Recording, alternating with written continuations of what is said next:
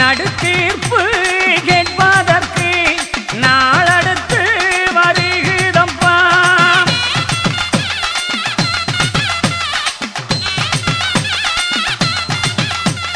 காணுங்கூறி சொல்லுவதற்கு கழுகுமலையாண்டி வந்தேனடா.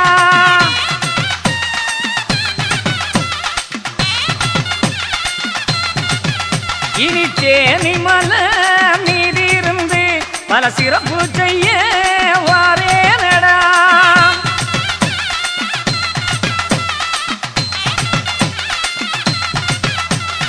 உங்கள் குல தெய்வம் என்று என்னை உபசரிப்பார் இல்லையடா.